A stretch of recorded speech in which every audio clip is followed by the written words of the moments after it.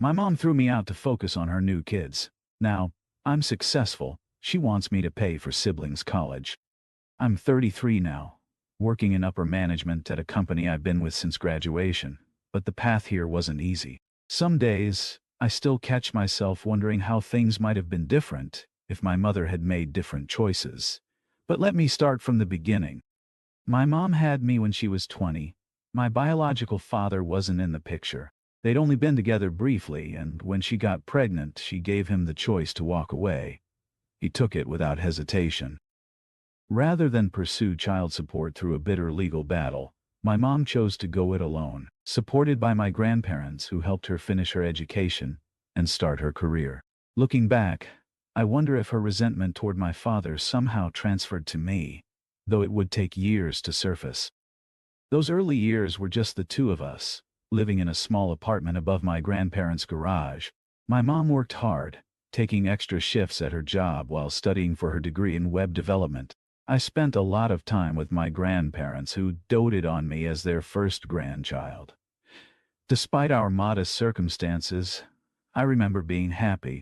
My mom would read to me every night before bed, and weekends were filled with trips to the park or local library. She wasn't perfect, but she was trying her best. Everything changed when I was 8, and she met Harry at work. He was different from the other men she'd dated, more stable, more serious about building a future together. They dated for 3 years before getting married, and while Harry and I were never particularly close, we got along well enough.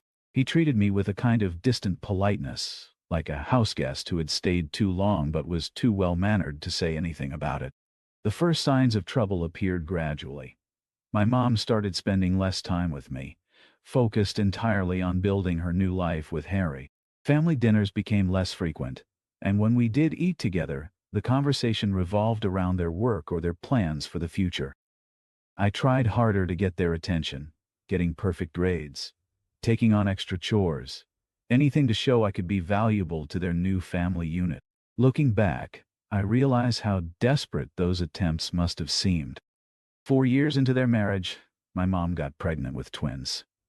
Everyone was thrilled, including me at first.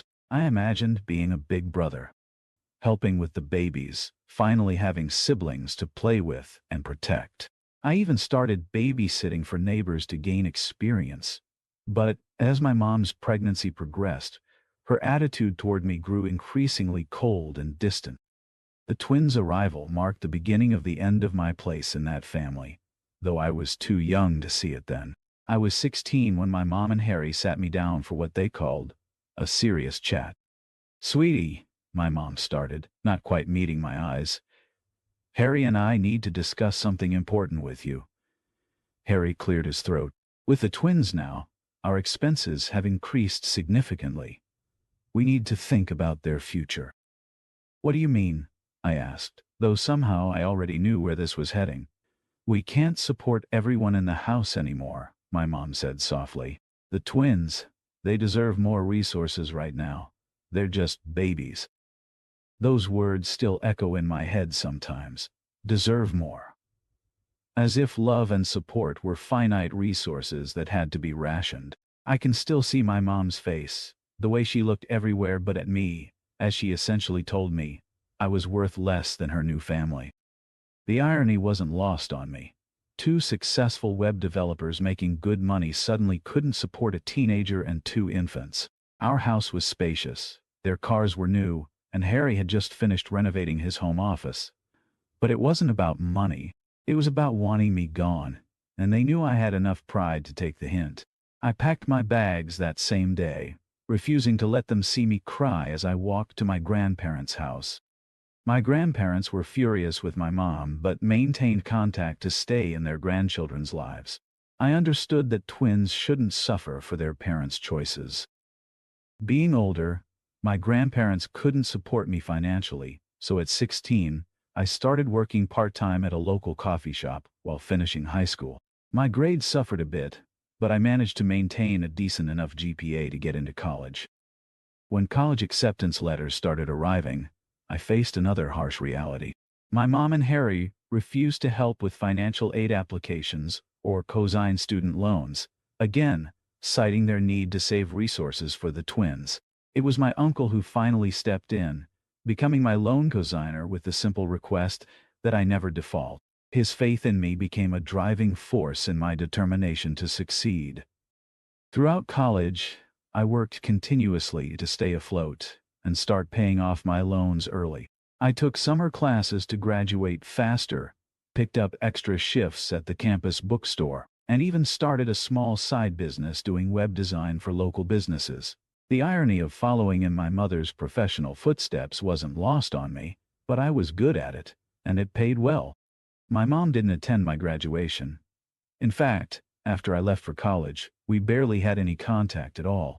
I'd see glimpses of her life through social media, family vacations, the twins' school achievements, perfectly staged holiday photos that showed no trace of her first child. Eventually, I blocked her on everything and focused on building my own life. It was hard. Those first few years out of college were a constant struggle to cover rent, utilities, and loan payments on an entry-level salary, but I made it work. My early career was marked by long hours and relentless determination. I took every training opportunity, volunteered for difficult projects, and slowly built a reputation as someone who could be counted on to deliver results. Years passed, and I climbed the corporate ladder through sheer persistence and hard work. Recently, I received a major promotion, one of the youngest people in the company to reach this level of management. I kept the promotion relatively quiet, only telling a few close friends and my uncle, who'd helped me get through college. Unfortunately, he mentioned it to my mom at a family gathering, suggesting she reach out to congratulate me. He meant well, but he had no idea of the chaos his well-intentioned comment would unleash. Instead of congratulations, she and Harry showed up at my door demanding money. The years hadn't been kind to them. Their business venture had failed, leaving them deep in debt, and with the twins approaching college age, they needed financial help. "We heard about your promotion," my mother said, her voice dripping with practiced sweetness. "You must be doing very well for yourself now." "What do you want?" I asked, already dreading the answer. "The twins are getting ready for college," Harry jumped in. "And with our business situation, well, we thought maybe you'd want to help your siblings." My mother nodded eagerly. "It would be a chance to make things right between us, to show you care about your family." The audacity was stunning. They tried to frame it as me making up for cutting them out of my life, as if I owed them something after they'd kicked me out and refused to help with my own education. "Make things right?" I laughed bitterly. "Like you made things right when I needed help with college." "That was different," my mother protested. "We had young children then. And I was what? Just an inconvenience?" When they started talking about family obligation and responsibility, I couldn't hold back my bitter laughter. I reminded them of their words about saving resources for the kids who deserved it more, and suggested they use those saved resources for the twins' education. The look of shock on their faces would have been comical if it wasn't so infuriating. When I asked them to leave, they became defensive, claiming I'd been overenthusiastic and annoying as a teenager. They tried to guilt me about my mom's sacrifices raising me alone, as if caring for your child is some extraordinary favor, rather than basic parental responsibility. The argument escalated until I threatened to call the police, finally getting them to leave. But it wasn't over. My mom started sending daily emails listing everything she'd done for me as a child. Every doctor's appointment, every school supply purchased, every sacrifice made. When I blocked one email address, she'd create another. Her desperation seemed to grow with each passing day.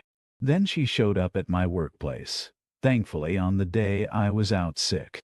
My colleagues were uncomfortable with her aggressive behavior, and security had to escort her out. The incident was embarrassing, but it also strengthened my resolve to maintain firm boundaries. The final straw came when she ambushed me outside my house. I had my phone in hand, ready to call the police, when I saw her. "You ungrateful little brat," she screamed, lunging at me. "After everything I've done for you." "Stay back," I warned, dialing 911. "I mean it, Mom. Don't you dare call the police on your own mother." She made a grab for my phone. "I raised you. I sacrificed everything for you. You abandoned me," I shouted back, trying to keep her at bay. You threw me away like I was nothing. It was like watching a stranger wearing my mother's face. She was screaming about ingratitude and family loyalty while trying to grab my phone. Through the chaos, I heard my neighbor yelling, "I'm calling the police. Leave him alone." Other neighbors emerged from their houses, witnesses to this surreal scene of a mother attacking her adult child. Someone pulled her away from me as sirens wailed in the distance. I pressed charges, and now I'm in the process of getting a restraining order. Harry has taken the twins to stay with his parents, clearly recognizing that my mother's behavior has become dangerous and unstable. Even my grandparents, who stood by her through everything else, have finally distanced themselves after witnessing her recent actions. They told me they feel guilty for not doing more when I was younger, but I don't blame them. They did what they could, providing a safe haven when I needed it most. Looking back, I realize I spent years hoping my mom would come to her senses and try to make things right. Every birthday, every holiday, every major life event, there was a small part of me waiting for her to reach out with genuine remorse and a desire to rebuild our relationship. But her recent actions have shown me who she truly is. Someone who only saw me as useful when she needed something from me. I'm done feeling guilty about maintaining boundaries with someone who discarded me the moment I became inconvenient. I'm looking to move to a bigger house now that I can afford it. And for the first time in my life, I feel truly at peace with my decision to keep my mother out of my life. The scared 16-year-old who packed his bags and walked away from the only home he'd known has grown into a strong, successful man who won't be manipulated or guilted into sacrificing his own well-being. Sometimes the hardest part of growing up is accepting that the parent you needed isn't the parent you got, but that acceptance can also be freeing. I've built a life I'm proud of, surrounded myself with people who genuinely care about me, and learned that family isn't always about blood. It's about who stands by you when things get tough.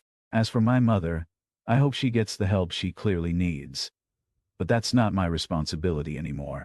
I've learned that sometimes the most loving thing you can do, for yourself and others, is to walk away and let them face the consequences of their own choices.